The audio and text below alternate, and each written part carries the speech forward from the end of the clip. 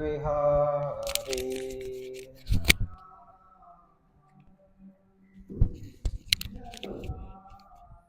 जय राधा माधव कुंज विहारी।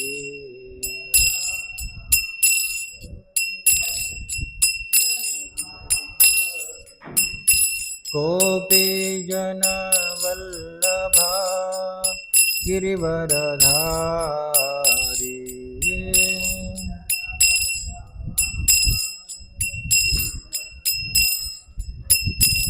गोपी जन वल्लभा गिरिवरधारी।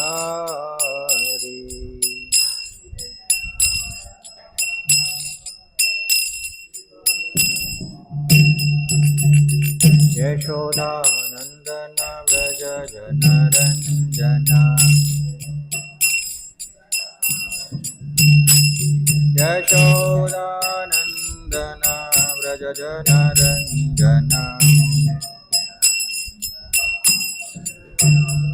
यमुना तीरावनचारी।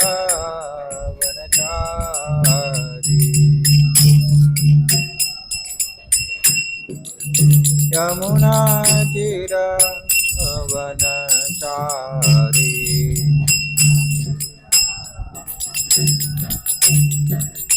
जय राधा माधव कुंज विहारी।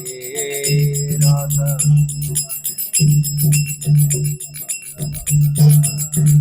गोपी जन वल्लभा गिरिवरधारी।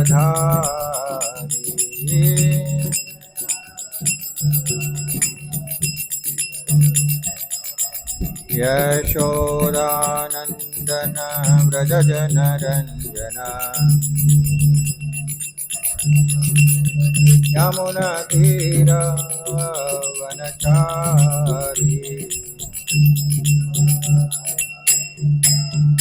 जय राधा माधव कुंज विहारी।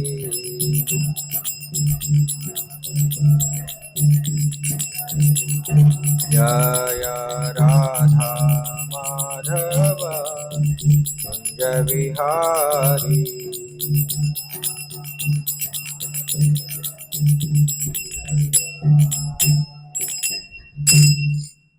एवं विष्णुपाद परमहंस परिव्रजकाचार्य अष्टोत्तर शत श्री श्रीमद् अभय चरणारविंद भक्ति वेदांत स्वामी श्री प्रभुपाद की जय।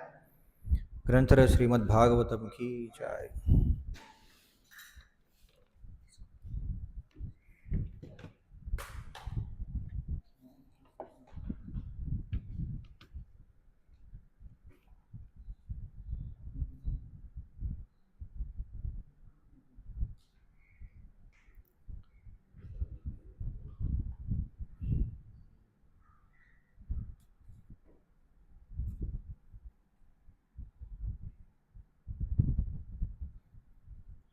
ओम नमो भगवते वासुदेवाय।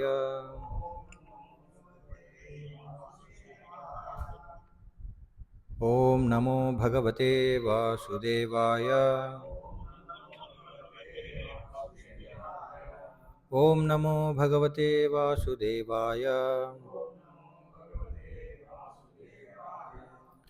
श्रीमद्भागवतम चतुर्दशकंदम चतुर्थाध्यायम सतीदेवी देहत्यागम श्लोकम संख्या 3।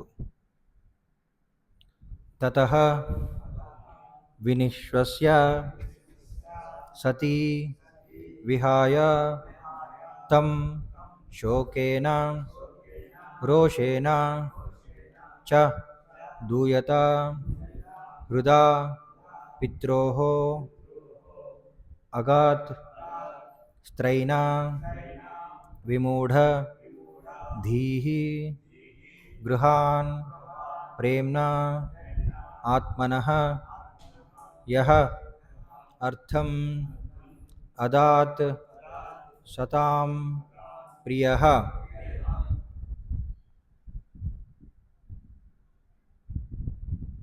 ततो विनिश्वस्य सती विहायतम्। ततो विनिश्वस्य सती विहायतम् शोकेन रोषेण च दूयता हृदा शोकेन रोषेण च दूयता हृदा पित्रोरगास्त्रैन विमूढधीर्गृहान् पित्रोरगास्त्रीन विमूढधीर्गृहान् प्रेम्नात्मनो योऽर्थमदात् सतां प्रियः प्रेम्नात्मनो योऽर्थमदात् सतां प्रियः ततो विनिश्वस्य सती विहाय तं शोकेन रोषेण च दूयता हृदा पित्रोरगास्त्रैन विमूढधीर्गृहान् प्रेम्नात्मनो योऽर्थमदात् सतां प्रियः ततो विनिश्वस्य सती विहाय तं शोकेन रोषेण च दूयता हृदा पित्रोरगास्त्रैन विमूढधीर्गृहान् प्रेम्नात्मनो योऽर्धमदात् सतां प्रियः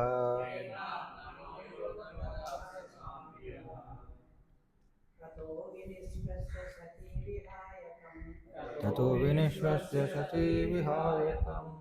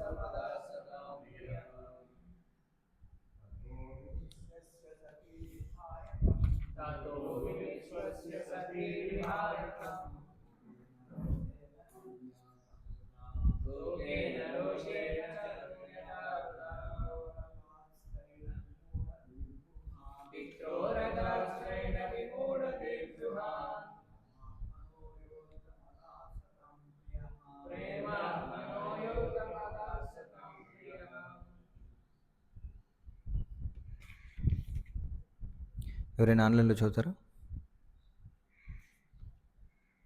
హరే కృష్ణ ప్రభుత్వ తతో వినిశ్వాస సతీం విహాయతం ततो विनिश्वस्य सती विहाय तं శోకేన రోషేణ చ దూయాతం హృదః शोकेन रोषेण च धूयता हृदा పిత్రోరగాశ్రయణ విమూఢ దీర్ఘహునాన్ पित्रोरगाश्रैन विमूढदीर्गृहान् ప్రేమాన్మతో యోర్ధమదాస్తతం ప్రియః प्रेमात्मनो योर्धमदात् सतां प्रियः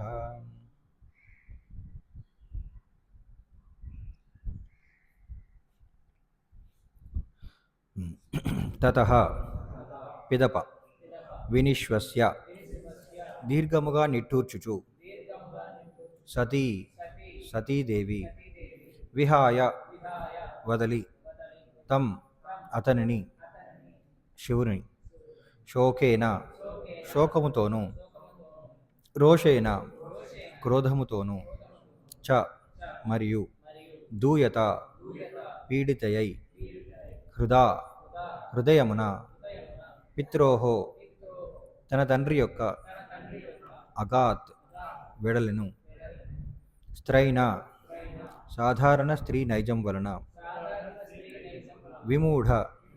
విమోహితయై ధీహి బుద్ధి గృహమునకు ప్రేమ్న అనురాగవశమున ఆత్మనః దేహమునందలి యహ ఎవరైతే అర్థం సగభాగమును అదాత్ ఒసగెనో సతాం సాధువులకు ప్రియ ప్రియమైనవాడు. అనువాద మరియు భాష్యం కృష్ణ కృపామూర్తి అభయచరణానంద భక్తి వేదాంత స్వామి శ్రీల ప్రభుపాదుల వారిచే. పిమ్మట ఆమె శివుని అనగా అనురాగవశమున అర్ధభాగమును వాడైన శివుని వదిలి శోకము మరియు క్రోధం వలన దీర్ఘ నిట్టూర్పు విడిచుచు తండ్రి గృహమున కేగెను. ఆమె సామాన్యమగు అబలయగుటయే ఈ విమూఢ కర్మకు కారణం.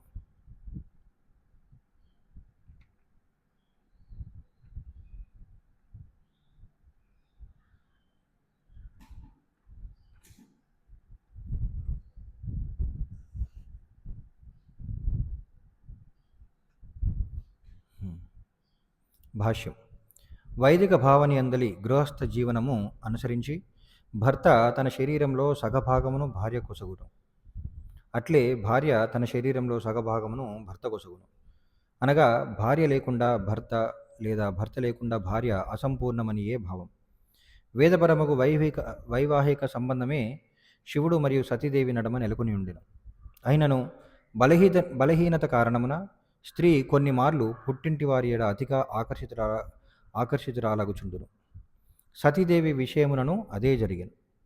స్త్రీ సహజమగు దుర్బలత కారణముననే ఆమె శివుని అంతటి గొప్ప భర్తను వీడగోరనని ఈ శ్లోకమున ప్రత్యేకముగా తెలపబడినది.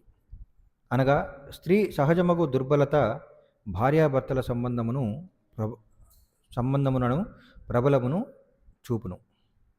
ప్రభావమును చూపును.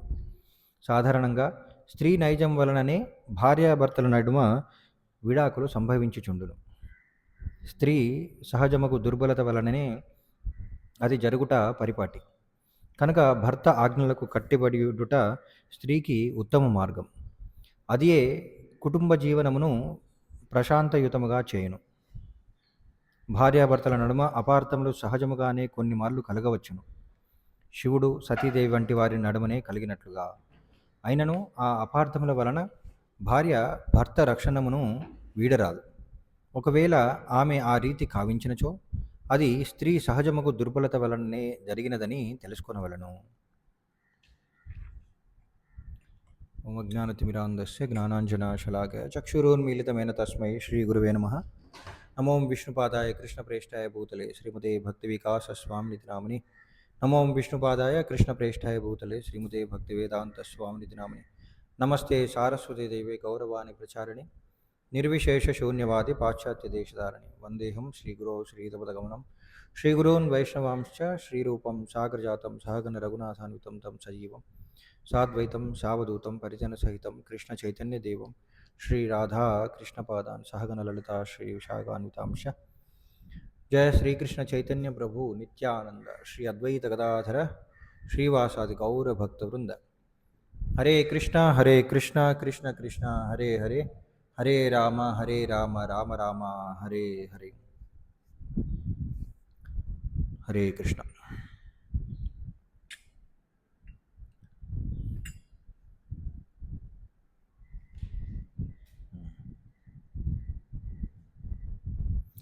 సతీదేవి శివుడు తనను ఎందుకు తన కుటుంబ సభ్యుల దగ్గరికి వెళ్లకుండా నిలువరిస్తున్నారనేది సతీ అర్థం చేసుకోలేకపోయింది.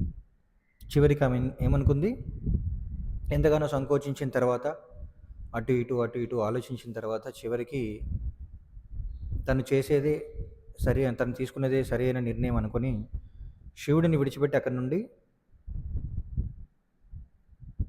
శోకంతో క్రోధంతో దీర్ఘ నిట్టూర్పు విడిచుచు తండ్రి గృహంకి వెళ్ళిందంట.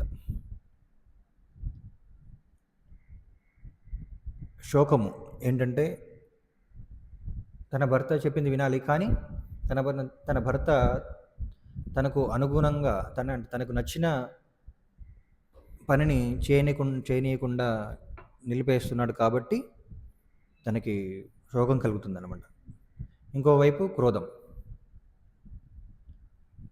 ఎందుకు నిలువరిస్తున్నాడు తనకు అర్థం కావట్లేదు. అని. సో చివరికైతే ఆమె నిర్ణయించుకొని తండ్రి గృహానికి వెళ్ళింది. మరి ఇక్కడ ముఖ్యంగా ఏంటంటే భాగవతం ఏం చెప్తుందంటే ఆమె సామాన్యమగు అబలయగుటే ఈ విమూఢ కర్మకు కారణం అని చెప్పారు. ఇంగ్లీష్ ఉందా?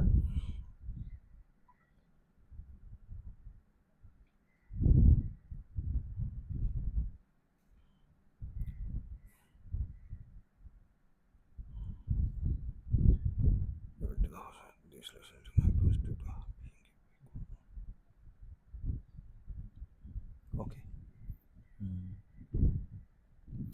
సో మనం శ్లోకంలో చూసినట్లయితే స్త్రైన అని రాశారు, సాధారణ స్త్రీ నైజం వలన. సో నిన్న ఎవరు ప్రశ్న అడిగారు, ప్రభు అడిగారు కదా ప్రశ్న, మరి సతీదేవి కూడా సాధారణమైన స్త్రీనేనా అని చెప్పేసి ప్రశ్నించడం జరిగింది.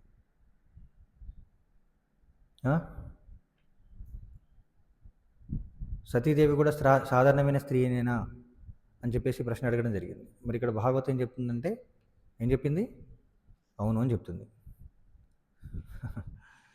మరి సతీని సాధారణమైన స్త్రీ ఎలా అనుకుంటాం? ఆమె గొప్ప వైష్ణవి. కానీ తాత్కాలికంగా స్త్రీ నైజాన్ని ప్రదర్శించాల్సి వచ్చిందనమాట. చాలాసార్లు నేను మన ఇస్కాన్లో సీనియర్ భక్తుల నుండి విన్నది ఏంటంటే,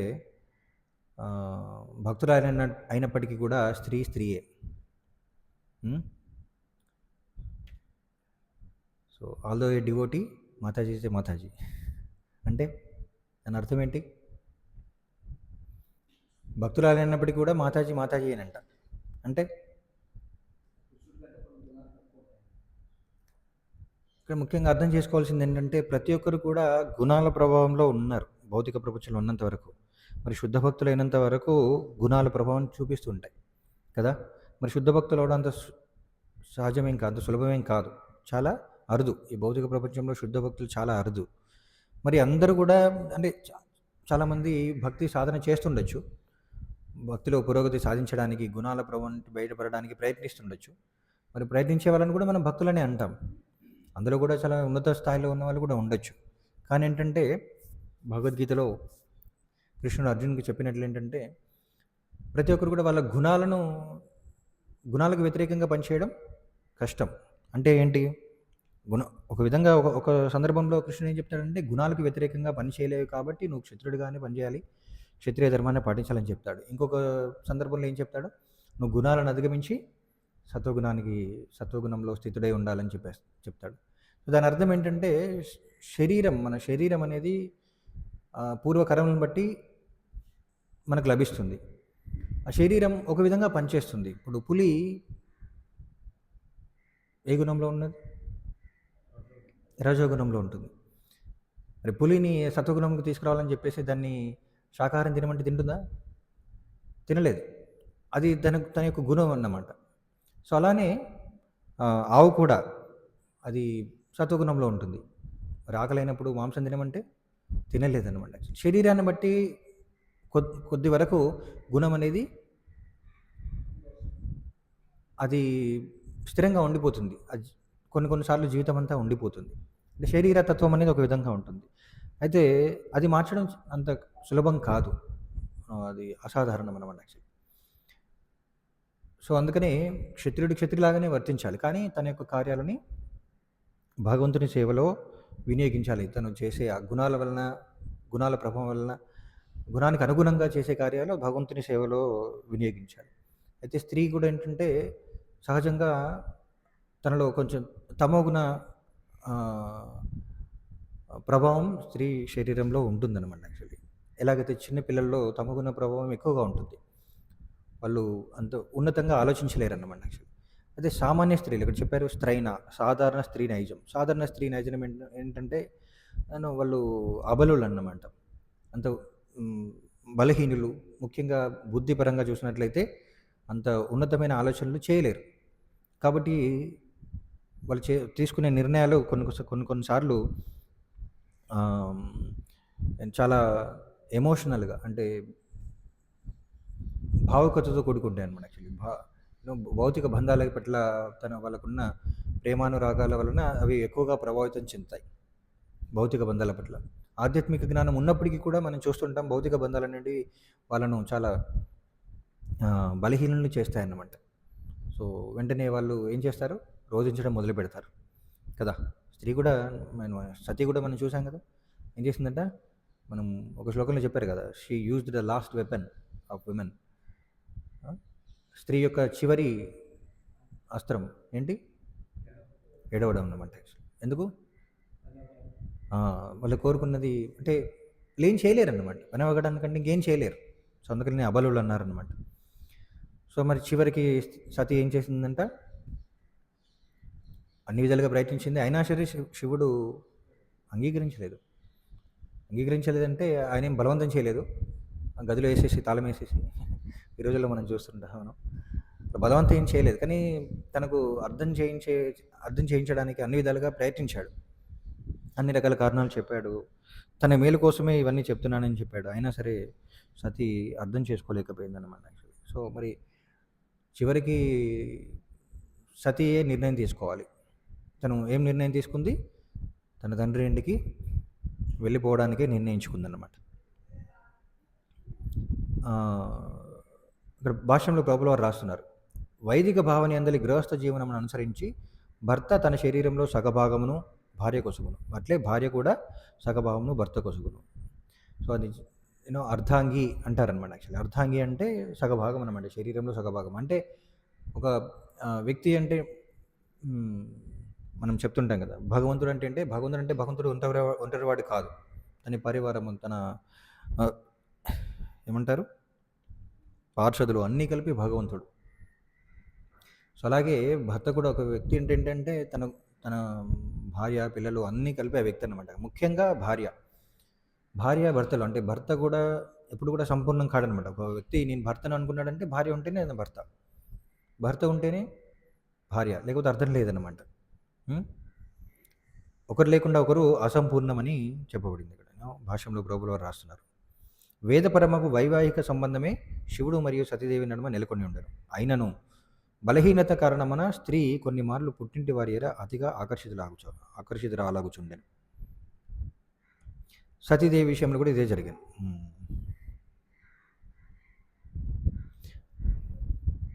ఇక్కడ భాష ఇంకేం రాస్తున్నారు? స్త్రీ సహజమగు దుర్బలత భార్యాభర్తల సంబంధమును ప్రభావమును చూపును.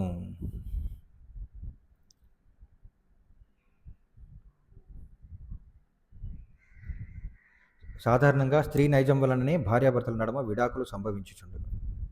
సో, ఇవన్నీ చదివినప్పుడు చాలామందికి ఏమనిపిస్తుందంటే ఎందుకు ప్రభువుల వారు ఇలా రాస్తున్నారు అంటే భార్య వల్లనే విడాకులు సంభవిస్తాయంట. ఇక్కడ ముఖ్యంగా ఏం చెప్పారంటే స్త్రీ పురుషుల మధ్య విభేదాలు ఏర్పడినప్పుడు దానిలో ఎక్కువ శాతం స్త్రీలే కారణమై ఉండొచ్చు. ఎందుకంటే వాళ్ళు అబలులు, బుద్ధిపరంగా బలహీనులు అని మనం చెప్పుకున్నాం కదా. సో, దాని వలన అలా జరిగి ఉండొచ్చు. కానీ 100% అన్నిసార్లు వాళ్ళే కారణమని కాదు. కానీ ఎక్కువ సార్లు వాళ్ళ యొక్క బలహీనతనే కారణమవుతుందని ప్రభువుల వారు చెప్తున్నారు. అంటే అన్ని సందర్భాల్లోనూ ఇంకా స్త్రీదే తప్పు అని చెప్పడం ఉద్దేశం కాదు ప్రభువుల వారిది. కానీ సాధారణంగా అలానే జరుగుతుంది. ముఖ్యంగా ఈ రోజుల్లో మాత్రం అలానే జరుగుతుందన్నమాట. స్త్రీలు అసలు పాతివ్రత్యంలో స్త్రీలు పాతివ్రత్యంలో శిక్షణ ఇవ్వబడట్లేదు. పురుషులు కూడా భక్తిలో శిక్షణ పొందట్లేదు. కాబట్టి అలా జరుగుతున్నాయి. వాళ్ళు మనం చూడ చిన్న చిన్న సమస్యలకి చాలా పెద్ద గొడవ చేసుకుంటుంటారనమాట. యాక్చువల్లీ ముఖ్యంగా వాళ్ళు అర్థం చేసుకోలేరు. ఎదుటి వ్యక్తి యొక్క పరిస్థితిని అర్థం చేసుకోలేరు. సో, అందుకనే స్త్రీకి అనేక నియమాలు ఇవ్వబడ్డాయి అనమాట. యాక్చువల్లీ సాధారణ అంటే భర్తతో ఎలా ప్రవర్తించాలనే దానికి వైదిక సంస్కృతిలో అనేక కట్టుబాట్లు, ఆచారాలు ఇవ్వబడ్డాయి. తద్వారా వాళ్ళను నియంత్రించవచ్చు. వాళ్ళ యొక్క ఏమంటారు,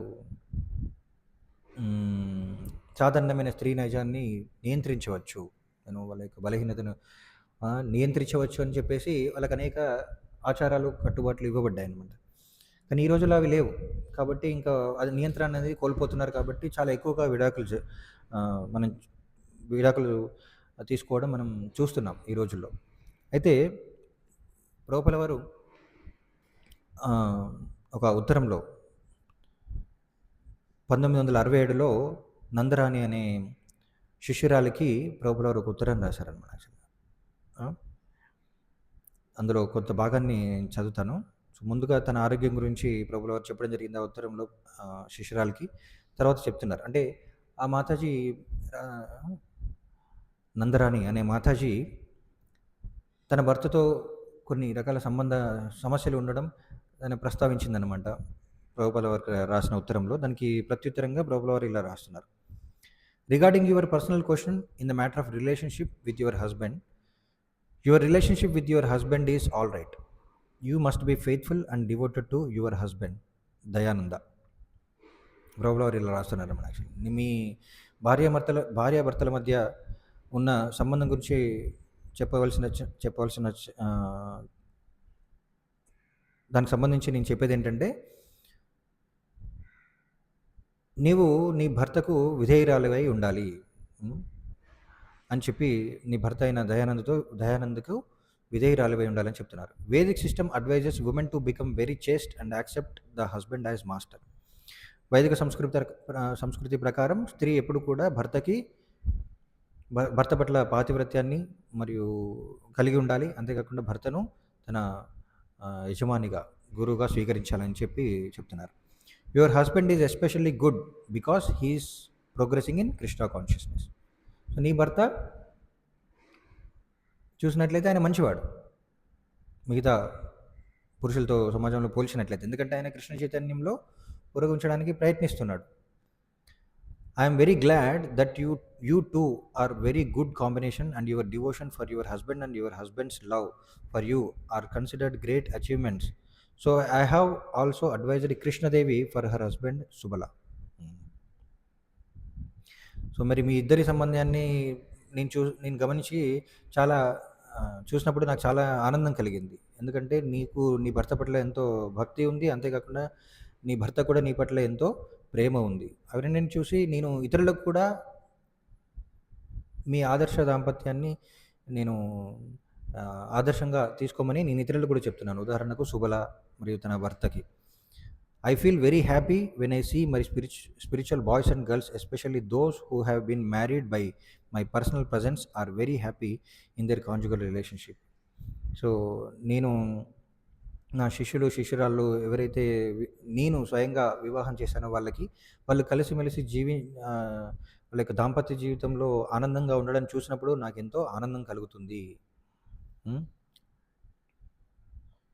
అని చెప్పారు. తర్వాత ఇప్పుడు చూడండి, ఇది ముఖ్యమైన విషయం చెప్తున్నారు. Even if there is some misunderstanding between husband and wife, that should be completely neglected and you should always remain rigid in the service of Krishna. As you have written to say, it is pleasing to be in the service of Krishna. ఇక్కడ చూడండి ఏం రాస్తున్నారు Prabhupada. Even if there is some misunderstanding, మీ ఇద్దరి మధ్య భార్యాభర్తల మధ్య అభిప్రాయ భేదాలు ఉన్నప్పుడు కూడా ఏం చేయాలంట? That should be completely neglected, అని పూర్తిగా విస్మరించాలి, దాన్ని విడిచిపెట్టాలి, దాన్ని పట్టించుకోకూడదు. And you should always remain rigid in the service of Krishna. అది విడిచిపెట్టడమే కాకుండా వాళ్ళ మధ్య ఉన్న సమస్యని విడిచిపెట్టడమే కాకుండా ముఖ్యమైన పని ఏంటంటే remain rigid in the service of Krishna. కృష్ణుడి సేవలో ఎప్పుడు కూడా నిలకడగా ఉండాలంట. ఆల్వేస్ రిమైన్, ఎప్పుడు కూడా ఉన్నట్లయితే సో అంతేకాకుండా మాతాజీ ఏం రాసిందంట, as you have written to say it is pleasing to be in the service of Krishna. Krishna చైతన్యం ఉండడం ఆనందకరంగా ఉందని నువ్వు చెప్పావు కదా, కాబట్టి అదే కొనసాగించాలి, కానీ ఈ సమస్యల గురించి ఎక్కువగా ఆలోచించకూడదు అని చెప్తున్నారు. Discharge of Krishna consciousness is our primary objective and all other relationship should be faithful to this principle. Follow this principle. So Krishna చైతన్యాన్ని కృష్ణుడికి సేవ చేయడమే, కృష్ణ చైతన్యంలో కృష్ణుడికి సేవ చేయడమే మన యొక్క కర్తవ్యం. అదే మన ప్రథమ లక్ష్యం మనందరికీ. మరి మిగతా సంబంధాలు అన్నీ కూడా ఈ సూత్రానికి ఈ సూత్రం కేంద్రంగా ఉండాలి అని చెప్తున్నారు. అంటే మిగతా సంబంధాలంటే భార్యాభర్తలు కుటుంబ సభ్యుల మధ్య సంబంధాలన్నీ కూడా కృష్ణుడి కేంద్రంగా ఉండాలని చెప్తున్నారు. సో ఈ సూత్రాన్ని మీరు పాటించండి అని ప్రభువుల వారు చెప్తున్నారనమాట. సో ఏం చెప్తున్నారు, ముఖ్యంగా అక్కడ ప్రభువుల వారు ఏం చెప్తున్నారంటే భార్యాభర్తల మధ్య అపార్థాలు అనేటివి సహజం. ఎందుకు? ఎందుకంటే భౌతిక ప్రపంచంలో ప్రతి జీవి కూడా స్వతంత్రుడే. ప్రతి జీవికి స్వతంత్రంగా ఆలోచించే శక్తి ఉంది. ప్రతి ఒక్కరి అభిప్రాయాలు భిన్నంగా ఉంటాయి. అవునా కదా? ప్రతి ఒక్కరికి కూడా వేరు వేరు కోరికలు ఉంటాయి, వేరు వేరు అలవాట్లు ఉంటాయి, వేరు వేరు అభిప్రాయాలు ఉంటాయి, వేరు వేరు భావాలు ఉంటాయి. సో ఒకే విధంగా ఆలోచించడం, అన్ని విషయాల్లో ఒకే విధంగా ఆలోచించడం చాలా అరుదు. భార్యాభర్తల నడుమనే కాకుండా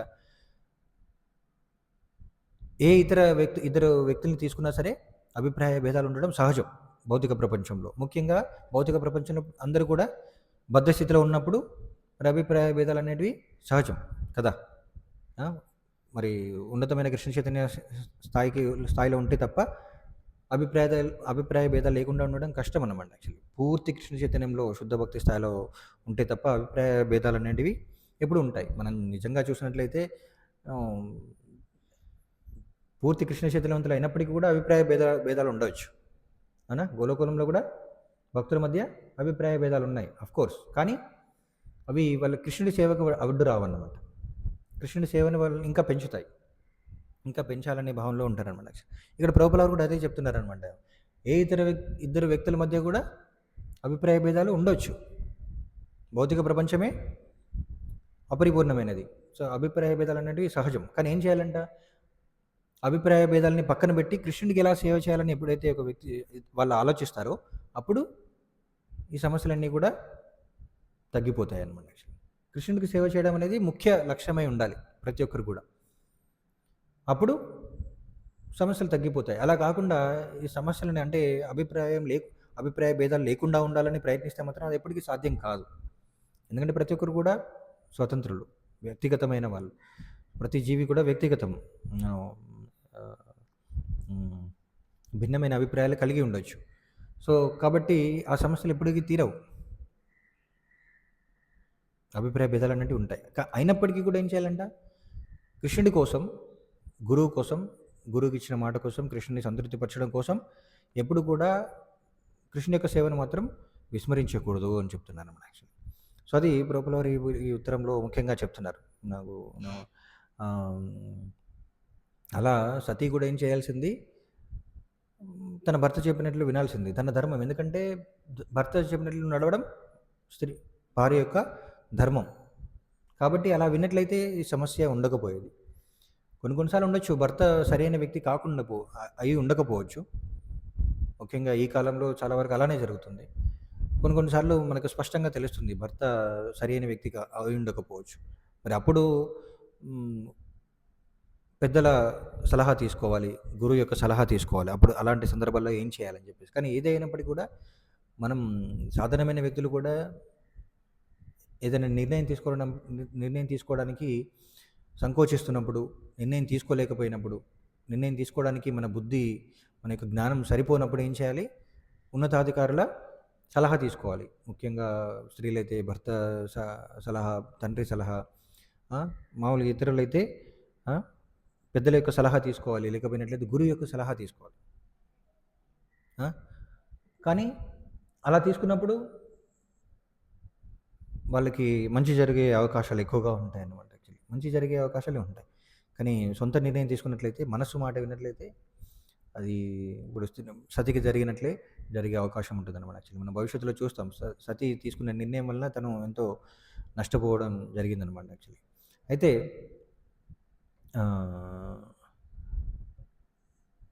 ప్రభువుల వారు ఇంకొక సందర్భంలో కూడా ఇంకొక భక్తుడికి చెప్పే సందర్భంలో ఇంకొక ఉత్తరంలో ఇలాంటి విషయం ఒకటి ప్రస్తావిస్తారన్నమాట. యాక్చువల్లీ మరి భార్యాభర్తల నడుమే కాకుండా భక్తుల మధ్య కూడా కొన్నిసార్లు అభిప్రాయ భేదాల వలన సమస్యలు రావచ్చు. మరి అప్పుడు కూడా ఏం చేయాలి? అప్పుడు కూడా ఇదే చేయమన్నారు ప్రభువుల వారు. ఏం చేయాలంటే కృష్ణ చైతన్యంలో భగవంతునికి సేవ చేయడం అనేది ముఖ్య లక్ష్యంగా పెట్టుకున్నట్లయితే ఈ సమస్యలన్నీ కూడా తొలగిపోతాయి. సమస్యలన్నీ కూడా చిన్నవైపోతాయి. మనకి భగవద్గీతలో కృష్ణుడు చెప్తున్నాడు కదా, పరం దృష్ట్వా నివర్తతే రసవర్జం రసోప్యస్య పరం దృష్ట్వా నివర్తతే. అంటే ఉన్నతమైన ఆనందం కలిగినప్పుడు తక్కువ స్థాయి ఆనందం నుండి పక్కన పడేస్తాం కదా. ఆ? తక్కువ స్థాయి ఆనందం అంటే ప్రతి ఒక్కరు కూడా అభిప్రాయ భేదాలు ఎందుకు వస్తాయంటే వాళ్ళ అభిప్రాయం ప్రకారం ఏదైతే పని చేయాలో అది వాళ్ళకి ఆనందం కలిగిస్తుంది. ఇక్కడ సతికి ఏంటి, తన తండ్రిని కుటుంబ సభ్యుని కలవడమే తనకు ఆనందం ఇస్తుంది. అక్కడ దక్షుడికి ఏంటి, అందరూ అక్కడ ఉన్నవాళ్ళు శివుడితో సహా బ్రహ్మతో సహా అందరూ తనకి గౌరవాన్ని ఇవ్వడమే తనకు ఆనందం కలుగుతుంది. వాళ్ళు అదే కావాలనుకుంటున్నారు అన్నమాట. నాకు ఇదే కావాలి, నాకు ఇదే కావాలి. అది దిగువ స్థాయి ఆనందం అన్నమాట యాక్చువల్లీ. కానీ వాళ్ళ ధర్మం ఏంటో అర్థం చేసుకోవడానికి ప్రయత్నించినట్లయితే ఉన్నత స్థాయి ఆనందాన్ని పొందేవాళ్ళు. కానీ వాళ్ళిద్దరు కూడా అర్థం చేసుకోలేదు కదా. మరి ఇక్కడ ఏంటి, సతి తన ధర్మం ఏంటి, శివుడిని పాటించినట్లయితే తను ఉన్నత స్థాయి ఆనందాన్ని పొందేది. కానీ అలా ఆలోచించలేదన్నమాట యాక్చువల్లీ. సో అలా మరి ప్రతి ఒక్కరు కూడా ఉన్నత స్థాయి ఆనందం అంటే కృష్ణ చైతన్యంలో ఆనందాన్ని పొందడానికి ప్రయత్నించాలి. కృష్ణ చైతన్యంలో ఆనందాన్ని పొందడం అంటే ప్రతి ఒక్కరు కూడా వాళ్ళ స్థాయిని అనుసరించి వాళ్ళ ధర్మాన్ని అనుసరించి ప్రవర్తించాలి. అంటే ఇక్కడ దక్షుడు ఏం చేయాల్సింది, సాధారణంగా మనకు శాస్త్రాలను అనుసరించి ధర్మాన్ని అనుసరించి ఏం చెప్తుందంటే 4 స్థాయిల్లో మనకి ఎలా గౌరవించాలి, ఒక వ్యక్తిని ఎలా గౌరవించాలంటే 4 స్థాయిలో అర్థం చేసుకోవచ్చు అన్నమాట యాక్చువల్లీ. ముఖ్యంగా మొట్టమొదటిగా ఏంటంటే ఒక వ్యక్తి వయసులో పైబడిన వాళ్ళకు మొదట గౌరవాన్ని ఇవ్వాలి. వయసులో ఎవరైతే ఉన్నతంగా ఉన్నారో వాళ్ళకి గౌరవం ఇవ్వాలి. అది మొట్టమొదటి సూత్రం. రెండో స్థాయి ఏంటంటే ఒకవేళ తక్కువ వయస్సు ఉన్న వాళ్ళైనా సరే ఉన్నత అధికారంలో ఉన్నట్లయితే వాళ్ళకు గౌరవం ఇవ్వాలి. ఉదాహరణకు రాజు చిన్నవాడైనప్పటికీ కూడా తనకంటే ఉన్నత వయస్సులో ఉన్న వాళ్ళు ఎంతోమంది సభలో ఉన్నప్పటికీ కూడా అందరూ కలిసి ఆయనకి అగ్రస్థానాన్ని ఇస్తారు. ఎందుకు? ఉన్నతాధికారి స్థానంలో ఉన్నాడు కాబట్టి అందరూ ఆయనను గౌరవించాలి. అది ధర్మం అన్నమాట. కానీ మరి మూడో స్థాయి ఏంటంటే, మూడో స్థాయి ధర్మం అంటే వ్యవహారాలు ఎలా ఉండాలి, మన గౌరవం ఇచ్చే వ్యవహారంలో ఎలా ఉండాలంటే మరి అలా మనకంటే ఒక వ్యక్తి వయసులో పెద్దవాడు కావచ్చు, చిన్నవాడు కావచ్చు, లేకపోతే అధికారంలో కూడా పెద్దవాడై ఉండొచ్చు. కానీ ఆ వ్యక్తి ఇంకొక వ్యక్తి జ్ఞానంలో ఉన్నత స్థాయిలో ఉన్నట్లయితే వాళ్ళని గౌరవించాలి. అధికారంలో ఉన్నత స్థానంలో ఉన్న వాళ్ళైనా సరే జ్ఞానంలో ఎవరైతే ఉన్నత స్థాయిలో ఉన్నారో వాళ్ళని గౌరవించాల్సిందే. అందుకని రాజు ఏం చేస్తాడు, తను అందరూ ఆయనకు గౌరవించినా సరే, ఆయనకి ఉన్నతాసనాన్ని ఇచ్చినా సరే రాజు ఏం చేస్తాడు, ఆయన సభలో ఉన్న బ్రాహ్మణులకి ముందుగా నమస్కరించి తర్వాత తన స్థానాన్ని స్వీకరిస్తాడనమాట కదా. అలా గౌరవించాలి. మరి 4వ స్థాయి ఏంటంటే వీటన్నింటినీ పాటించినప్పటికీ కూడా అన్నిటికంటే ఉన్నతమైనది ఏంటంటే ఒక వ్యక్తి ఆధ్యాత్మికంగా ఉన్నత స్థాయిలలో పురోగమించినట్లయితే ఆ వ్యక్తికి అందరూ కూడా వయసులో చిన్నవాడైనా సరే అందరూ కూడా ఆయనను గౌరవించాలంట. సో అలా పాటించాల్సింది. కానీ అది దక్షుడు అర్థం చేసుకోలేకపోయాడు అనమాట. యాక్చువల్లీ ఆయన ధర్మాన్ని అర్థం చేసుకోలేకపోయాడు. తక్కువ స్థాయి ఆనందంలోనే ఆయన సంతృప్తి పడ్డాడు అనమాట. నాకే అందరూ గౌరవించాలి, నన్నే అందరూ గౌరవించాలి, నాకే అందరూ గౌరవాన్ని ఇవ్వాలి, శివుడితో సహా. శివుడు గొప్పవాడై ఉండొచ్చు, పక్కన పెట్టండి, కానీ నాకు అల్లుడు. శివుడు గొప్పవాడై ఉండొచ్చు ఆధ్యాత్మికంగా, కానీ నాకు అల్లుడు కాబట్టి, నాకంటే చిన్నవాడు కాబట్టి నన్ను గౌరవించాలనుకున్నాడు అనమాట. సో అది సమస్య. అందుకని ప్రభువుల వారు ఇంతకుముందు చెప్పినట్లంటే ఇంకో ఉత్తరంలో రాస్తారు, భక్తుల మధ్య కూడా సమస్యలు ఎలాంటివి ఎదురవుతుండవచ్చు. ఎందుకంటే అభిప్రాయ భేదాలు అనేటివి సహజం భౌతిక ప్రపంచంలో. కానీ ఏం చేయాలి, వాళ్ళు ఎప్పుడు కూడా గురువు చెప్పిన ఆదేశాన్ని పాటించడానికి, కృష్ణుడికి సేవ చేయడానికి ఈ అభిప్రాయ భేదాలన్నీ కూడా పక్కన పెట్టాలి. దానికోసం ఒక ఉదాహరణ చెప్తానని చెప్పేసి ప్రభువుల వారు ఉత్తరంలో ఉదాహరణ ఇస్తారన్నమాట. ఒకసారి ఒక కుటుంబంలో ముసలివాడైన తండ్రి ఆయన వృద్ధాప్యంలో మంచాన పడిపోయాడు, శరీరం సహకరించట్లేదు. కానీ పిల్లలందరూ కూడా ఆయనకి సేవ చేయాలనుకుంటున్నారు అనమాట. నేను సేవ చేస్తాను అంటున్నారనమాట. అందుకని ఆయన ఏం చేశాడట అంటే, సరే నువ్వు పిల్లలకి తన శరీరాన్ని విభజించాడంట. ఒక సగ భాగాన్ని కొందరికి ఇచ్చాడంట, ఇంకో సగ భాగం తన శరీరాన్ని ఇంకొందరికి ఇచ్చారంట. మీరు ఈ భాగానికి సేవ చేయండి, మీరు ఈ భాగానికి సేవ చేయండి అని చెప్పేసి. కానీ పిల్లలు ఏం చేసేవారట అంటే, వాళ్ళు వాళ్ళకిచ్చిన భాగాన్ని మంచిగా ఆ భాగానికి మంచిగా సేవ చేస్తుండేవారంట. కానీ ఎప్పుడైతే ఇతరులతో అభిప్రాయ భేదాలు వస్తాయో, గొడవలు అవుతాయో అప్పుడు ఏం చేసేవారట అంటే, ఇంకొక భాగాన్ని ఇంకొక భాగానికి వాళ్ళు ఎప్పుడు కూడా కొడుతుండేవాళ్ళట. దానికి ఆహ్, ఏంటి ఏమంటారు? సరిగ్గా చూసుకోవట్లేదనమాట యాక్చువల్లీ. ఆ! ఒక చెయ్యిని బాగా చూసుకునేవాళ్ళు. ఎందుకు వీళ్ళకిచ్చారు కాబట్టి. ఇంకో చెయ్యి ఏం చేసేవారంటే ఊకే పడేసేవారనమాట యాక్చువల్లీ. ఇది నాది కాదు. ఇది నీది. అని చెప్పేసి. కానీ వీళ్ళకేమనిపిస్తుందంటే, వీళ్ళేమనిపిస్తుందంటే నాకిచ్చిన బాధ్యత మాత్రం నేను సక్రమంగా నిర్వర్తిస్తున్నాను గదా! కాబట్టి నేను మంచివాడిని అనే భావనలో ఉంటారనమాట. కానీ, కానీ దానివల్ల నష్టం ఎవరికి? ఆ! ముఖ్యంగా తండ్రి. తండ్రి అక్కడ బాధపడుతుంటాడు. ఆయనకి 2 వైపులా సేవ జరగట్లేదు. 2 వైపులా సేవ జరుగుతుంది. 2 వైపులా కూడా నష్టం జరుగుతుంది. 2 వైపులా కూడా కష్టాలు ఏర్పడుతున్నాయి. దుఃఖం కలుగుతుంది. సో, అలా ప్రభువుల వారు ఈ ఉదాహరణ ద్వారా ఏం చెప్తున్నారంటే శిష్యులకి, మీరు కూడా ఆహ్, 2 వర్గాల వాళ్ళు నాకు సేవ చేయడానికి ప్రయత్నిస్తున్నారు. ఈ ఉద్యమానికి సేవ చేయడానికి ప్రయత్నిస్తున్నారు. కానీ ఒకరు ఇంకొకరి విభాగానికి నష్టం కలిగేలా చేస్తున్నారు. అది చివరికి నాకే నా ఈ కృష్ణ చైతన్య ఉద్యమానికే నష్టం కలిగేలా చేస్తుంది. కానీ దానివల్ల నాకే బాధ. చూడండి ఇది కనిష్ట స్థాయిలో ఉన్న భక్తుల యొక్క భావన ఇలా ఉంటుందన్నమాట యాక్చువల్లీ. వాళ్ళేం చేస్తున్నారు? నా సేవ నేను సరిగ్గా చేస్తాను. కానీ ఇతరుల సేవకి ఆటంకం కలిగించి చేస్తాను. ఏదో ఒక విధంగా. వాళ్ళకి సహాయం చేయకుండా ఉండడమో, వాళ్ళ సేవలో సమస్యొచ్చే విధంగా ఏదో ఒక విధంగా సమస్యొచ్చే విధంగా చేయడమో, వాళ్ళు చేస్తుంటారనమాట. ఎందుకంటే వాళ్ళ మధ్య కోపం, అభిప్రాయ భేదాల వలన ఇలా జరుగుతుందనమాట యాక్చువల్లీ. కానీ అభిప్రాయ భేదాలు, ఈ దురవగాహనలు ఎప్పుడూ ఉంటాయి. సహజమే ఈ భౌతిక ప్రపంచంలో. ఎందుకంటే మనకు ఎన్నో సార్లు చదువుకున్నాం. మన ఏంటి ప్రతి ఒక్కరు కూడా అసంపూర్ణమైన ఇంద్రియాలున్నాయి. యూనో తప్పులు చేసే అవకాశం ఉంటుంది. కానీ చాలామంది అది గుర్తుంచుకోరన్నమాట యాక్చువల్లీ. తాత్కాలికంగా అపార్థం చేసుకొని ఏం చేస్తారు? సమస్యలను సృష్టించుకుంటారనమాట యాక్చువల్లీ. విభేదాలు సృష్టించుకుంటారు. గొడవ పడుతుంటారు.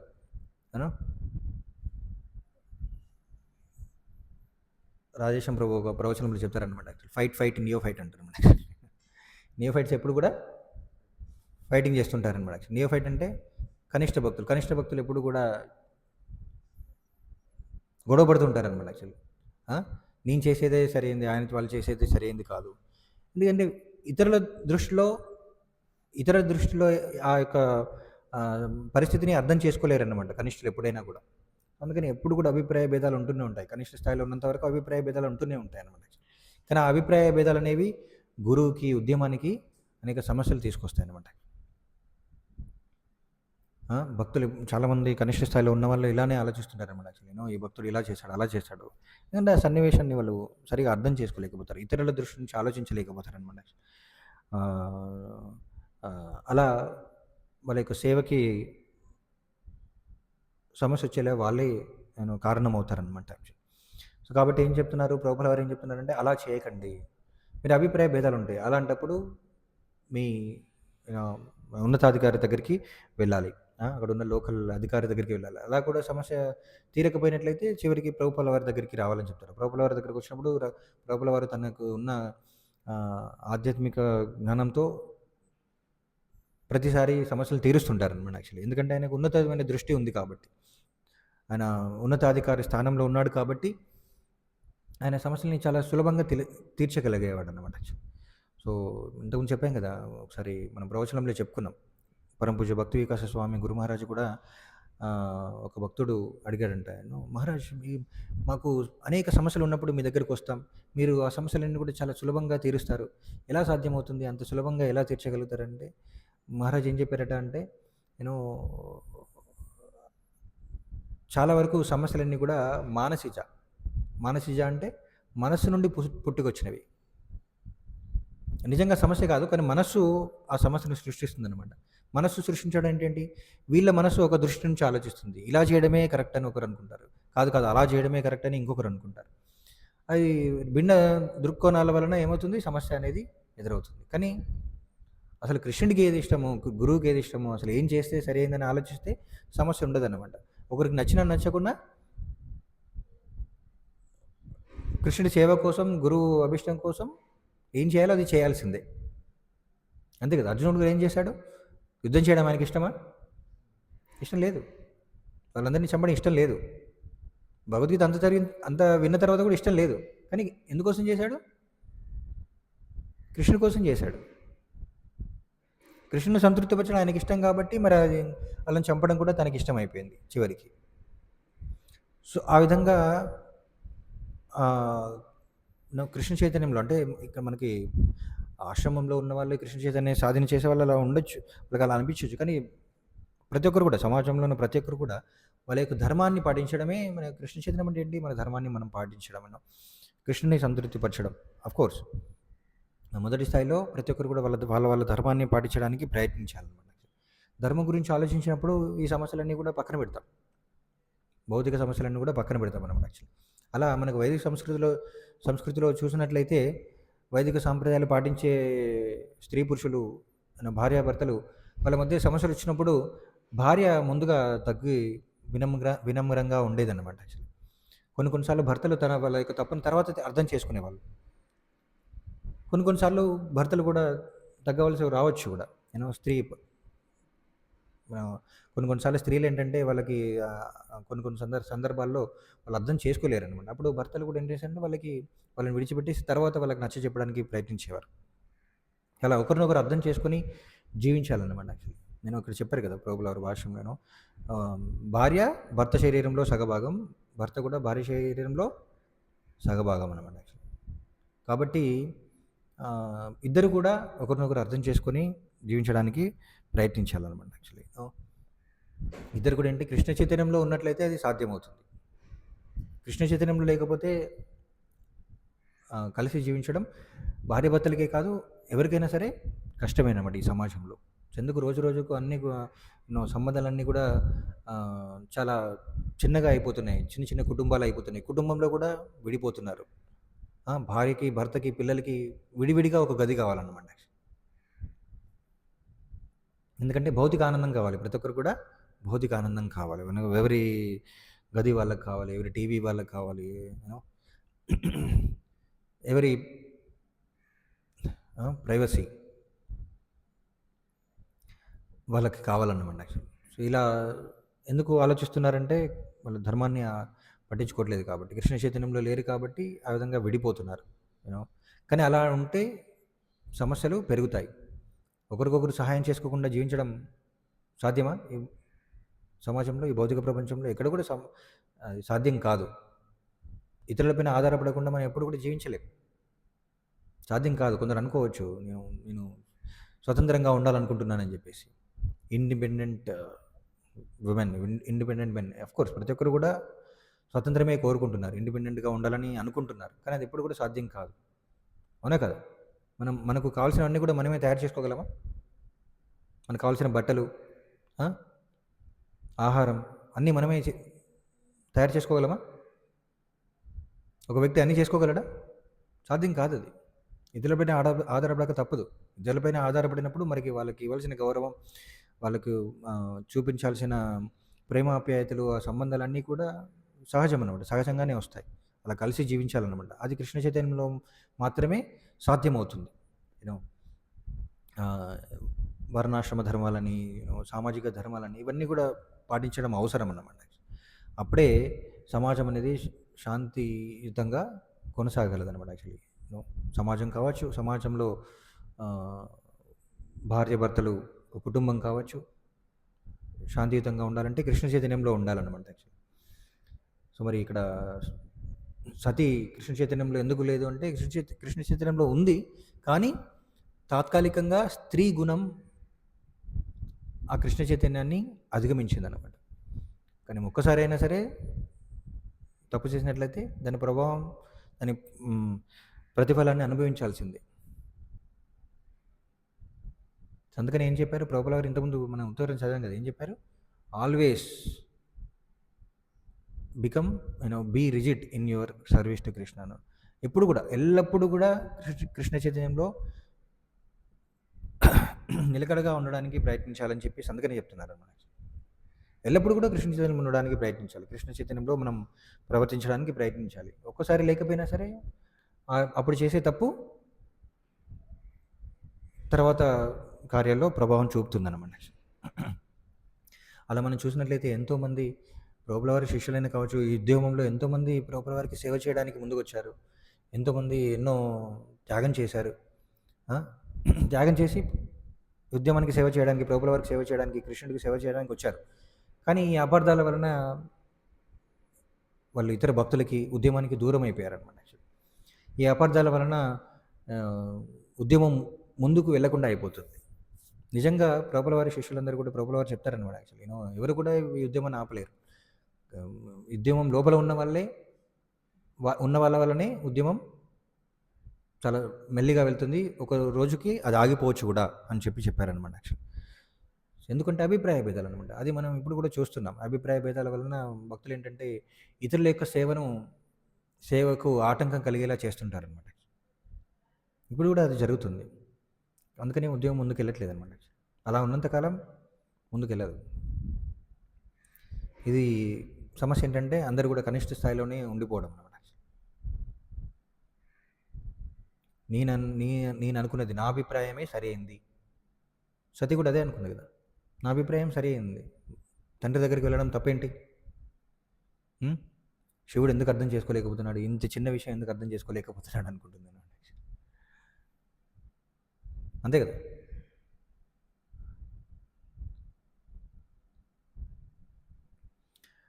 హరే కృష్ణ. ఏమైనా ప్రశ్నలు?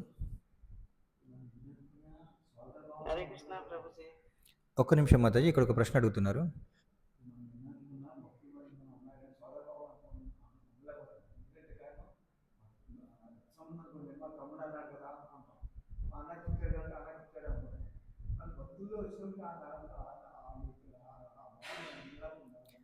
అది ఇంకా పూర్తి కృష్ణ చైతన్యవంతులు అవ్వలేదన్నమాట. యాక్చువల్లీ కృష్ణ చైతన్యవంతులు అంటే ఏంటంటే మనందరం కూడా భగవంతుని యొక్క అంశలమే, భగవంతుని యొక్క సంతానమే. ఆ భావన ముందు రావాలన్నమాట. యాక్చువల్లీ ఏంటి ఏమంటారు, వసుదైక కుటుంబం. వసుదైక కుటుంబం అంటే భగవంతుడే తండ్రి, అందరూ కూడా తన యొక్క కుమారులు. మీరు అన్నట్లు ఏంటంటే కుటుంబ సభ్యుల మధ్య కొంచెం ఓర్పు, సహనం అనేటివి ఉండేవి. ఈ రోజుల్లో అవి కూడా లేవు, తగ్గిపోతున్నాయి. ఒకప్పుడు ఉండేవి, ఎందుకంటే స్వార్థం పెరుగుతుంది కాబట్టి. కానీ ఇప్పుడు కూడా చూస్తుంటాం అన్నమాట. ఎంతైనా సరే మనోడే కదా, డబ్బులు తీసుకొని ఒక 10 రూపాయలు వాడికి పోయినా సరే పర్వాలేదు అనుకుంటారనమాట. ఎప్పుడు మనవాడు అని అనుకున్నప్పుడు. సో అందుకని కృష్ణ చైతన్యం ఏంటంటే మనకు అందరూ కూడా భగవంతుని యొక్క అంశాలైనప్పుడు ఓర్పు, సహనం అనేటివి పెరుగుతాయి అన్నమాట. యాక్చువల్లీ అందుకని అన్నారు కదా, జీవే దయ, ఇతర జీవుల పట్ల దయ. సో అందరూ కూడా తప్పు చేస్తుంటారు. తప్పు చేయడం అనేది సహజం, కానీ ఆలోచించాలన్నమాట. తప్పు చేయడం అనేది దానివల్ల నష్టం ఏం జరుగుతుంది? చాలామంది ఏమనుకుంటారంటే ఒక వ్యక్తి, ఇంకొక భక్తుడు తప్పు చేయడం వల్ల నాకు నష్టం కలిగింది అనుకుంటున్నాను, కానీ నిజంగా ఆ వ్యక్తి కూడా నష్టం కలుగుతుంది. ఎవరు తప్పు చేశారో వాళ్ళకు కూడా నష్టం కలుగుతుంది. అది అర్థం చేసుకోవడానికి ప్రయత్నించినప్పుడు మనం ఏమనుకుంటాం, వాళ్ళకు కూడా నష్టం కలుగుతుంది, కానీ వాళ్ళు అర్థం చేసుకోలేకపోతున్నారు. అంటే వాళ్ళ అజ్ఞానంతోనే ఇలా నాకు నష్టం కలిగేలా చేశారు. కాబట్టి సరే, వాళ్ళ అజ్ఞానాన్ని నేను క్షమిస్తాను, వాళ్ళ జ్ఞానం ఇవ్వడానికి ప్రయత్నించాలి. కొన్నిసార్లు మనం ఇవ్వగలం, కొన్నిసార్లు ఇవ్వలేకపోవచ్చు. మనకంటే ఉన్నత స్థాయిలో ఉన్న వాళ్ళు ఇవ్వచ్చు, వాళ్ళకు తెలియజేయాలి. సో అలా ప్రయత్నించాలన్నమాట. కానీ చాలాసార్లు అపార్థాలు అవి అలానే కొనసాగుతూ ఉంటాయి అన్నమాట. యాక్చువల్లీ వాళ్ళు ఉన్నతంగా ఆలోచించడం మొదలు పెట్టలేరు, ఉన్నతంగా ఆలోచించారన్నమాట. యాక్చువల్లీ ప్రతి ఒక్కరు కూడా తప్పు చేస్తుంటారు. అందరికీ కూడా అందరిలోనూ లోపాలు ఉన్నాయి, కానీ ఆ లోపాలు చూసుకున్నంత వరకు మనం ముందుకు వెళ్ళలేము అనమాట. కానీ లోపాలు అంటే ఇతరుల లోపాలు మనం అర్థం చేసుకోవడమే కాకుండా మనలో ఉన్న లోపాలు కూడా మనం అర్థం చేసుకోవాలి.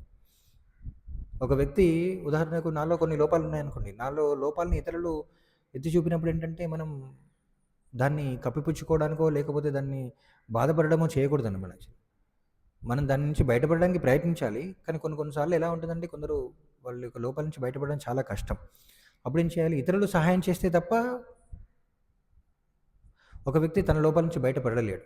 అలా వైష్ణవుల మధ్య సంబంధాలు ఎలా ఉండాలంటే ఒక వ్యక్తి తన లోపాలని గుర్తించి ప్రయత్నిస్తున్నప్పుడు ఇతరులందరూ కూడా ఆయనకు సహాయం చేయాలి ఆ లోపాల నుంచి బయటపడడానికి. అది వైష్ణవ ప్రవృత్తి అనమాట యాక్చువల్లీ. వైష్ణవుల యొక్క గుణం. అలా కానీ కొన్ని కొన్ని సార్లు ఏంటంటే ఆ భక్తుడు తన లోపాలని తను గుర్తించలేడనమాట. అప్పుడేం చేయాలి? ఏం చేయాలి? ముందుగా వాళ్ళ లోపాలు వాళ్ళు గుర్తించేలా చేయాలి. అసలు నిజానికి ఈ భాగవతం గురువులందరూ అదే చేస్తున్నారనమాట. మన లోపాలని మనం గుర్తించడానికే చెప్తున్నారనమాట. ఒరేయ్! ఈ పెద్ద పెద్ద వాళ్ళే తప్పు చేస్తున్నారు. ఇక్కడ అదే చెప్పారు కదా! భాష్యంలో ప్రభువులారు ఏం చెప్తారు? నో ఆహ్,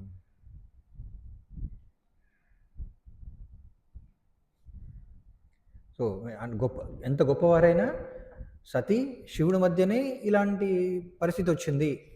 అలాంటప్పుడు మరి సాధారణమైన ఆహ్, జీవుల పరిస్థితి ఏంటి?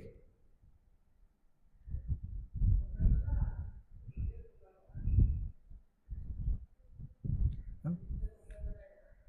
భా భాష్యంలో ఎక్కడో రాశారు. సో, మరి సతీ, శివుడి మధ్యనే అలాంటి అపార్థం చేసుకునే సందర్భాలు వస్తున్నాయి. అలాంటప్పుడు మరి బాహ్యంగా ఏంటి? కానీ అందరం ఏమనుకుంటాం? లేదు లేదు నేననుకున్నదే కరెక్ట్. నేననుకునేదే సరి అయిందని చెప్పేసి అనుకుంటారనమాట. అరే! సతీ కూడా అపార్థం చేసుకునే అవకాశం ఉంది. అంత స్థాయిలో, గొప్ప స్థాయిలో ఉన్న వాళ్ళు కూడా. ఆ! మనం ఇంకా భాగవతంలో ఎన్నో సందర్భాల్లో చూస్తుంటాం. మనం భక్తుల మధ్య అపార్థాలు అనేటివి వస్తుంటాయి అన్నమాట యాక్చువల్లీ. సో, కాబట్టి మనం ముందుగా దాన్ని అంగీకరించాలన్నమాట. దాన్ని యాక్సెప్ట్ చేయాలి. కానీ చాలామంది కనిష్ట స్థాయిలో ఉన్న భక్తులు అది మ నాకు లోపాలున్నాయని చెప్పేసి అంగీకరించారనమాట. అదే ముఖ్యమైన సమస్య. కాబట్టి అందరూ ముఖ్యంగా ఎప్పుడైతే నాలో కూడా లోపాలున్నాయి అని ఎప్పుడైతే గుర్తిస్తారో అప్పుడే ముందుకు వెళ్ళడానికి సాధ్యమవుతుందనమాట. భక్తిలో పురోగమించడానికి సాధ్యమవుతుంది. కానీ చాలా కష్టం. అది పెద్ద అడుగు. భక్తిలో మనలో నాలో కూడా లోపాలున్నాయని గుర్తించడం అది పెద్ద అడుగన్నమాట యాక్చువల్లీ. గుర్తించడం అంటే ఊరికనే థియరిటికల్‌గాని కాదు. చెప్పమంటే అందరూ రాస్తారు. ప్రశ్నలకి సమాధానం రాయమంటే రాస్తారు. అందరికీ లోపాలున్నాయని చెప్పేసి. కానీ దాన్ని అంగీకరించడం, దాన్ని సాక్షాత్కారం పొందడం అనేది అది చాలా గొప్ప అడుగన్నమాట యాక్చువల్లీ భక్తిలో. సో, అప్పుడే వాళ్ళని వాళ్ళు సరిదిద్దుకోవడానికి, ఇతరులు చెప్పింది వినడానికి ప్రయత్నించగలరనమాట. ఇతరులు చెప్పిందంటే భాగవతం చెప్పడం గానీ, గురువు చెప్పింది గానీ వినడానికి ప్రయత్నిస్తారు. లేకపోతే ఎప్పుడు కూడా వాళ్ళని వాళ్ళు సరిదిద్దుకోలేరనమాట. ఇంకా కొనసాగుతూనే ఉంటుంది అలాను. కనిష్ట స్థాయిలోనే భక్తి చేస్తూ ఉంటారనమాట. ఎప్పుడు కూడా గొడవ పడుతూనే అలానే చాలామంది భక్తులున్నారు. చాలా భక్తిలో చాలా కాలం తర్వాత కూడా అలాంటి అభిప్రాయ భేదాలతో కొనసాగుతూనే ఉంటారనమాట. వాళ్ళు ఎప్పుడు అంటుంటారనమాట. నన్నెవరు అర్థం చేసుకోరు, నన్నెవరు అర్థం చేసుకోరు. ఎందుకు అర్థం చేసుకోరంటే నిన్ను నువ్వు అర్థం చేసుకోలేదు కాబట్టి ఇతరులు ఎప్పుడు అర్థం చేసుకోలేరనమాట. హరే కృష్ణ.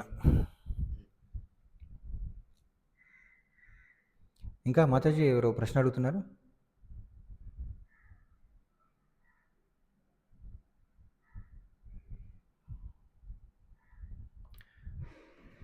హరే కృష్ణ.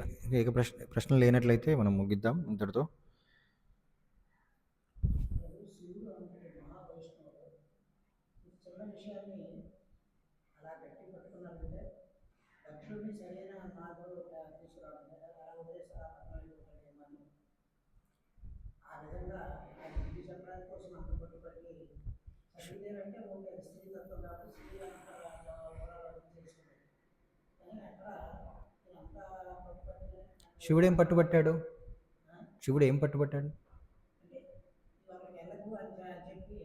శివుడు తనకు అంటే తన సతీకి నష్టం కలుగుతుంది, సతీ అలా అవమానం కలుగుతుందని సతీ కోసం ఆలోచించి ఆయన వెళ్ళలేదు. అంతేగాని తనకు అవమానం జరుగుతుందని కాదు. శివుడు అక్కడికి వెళ్ళకపోతే ఎవరికి నష్టం లేదు. అక్కడ బాధపడే వాళ్ళు ఎవరు లేరు. అనుకున్నాడు కాబట్టి ఆయన వెళ్ళలేదు. ఒక సతీ కోసమే ఆయన ఆలోచించాడు అన్నమాట. శివుడు చేసిన తప్పేం లేదు అక్కడ. శివుడు సంపూర్ణంగా ఆయన ధర్మాన్ని పాటించాడు. ఒకటి ఏంటంటే ఆయన లేచి నిలబడి ఉండాల్సింది కదా అని అనేది ఒక ప్రశ్న అక్కడ. దక్షుడు వచ్చినప్పుడు యజ్ఞంకి దక్షుడు వచ్చినప్పుడు ఆయన లేచి నిలబడాల్సింది. కానీ అక్కడ ఏంటంటే ఆయన కావాలని నిలబడకుండా ఉండలేదు. ఆయన ధ్యానంలో ఉన్నాడు కాబట్టి ఆయన గమనించలేదు. దక్షుడు రావడాన్ని గమనించలేదు. అదే ఆయన చేసిన పొరపాటు అన్నమాట.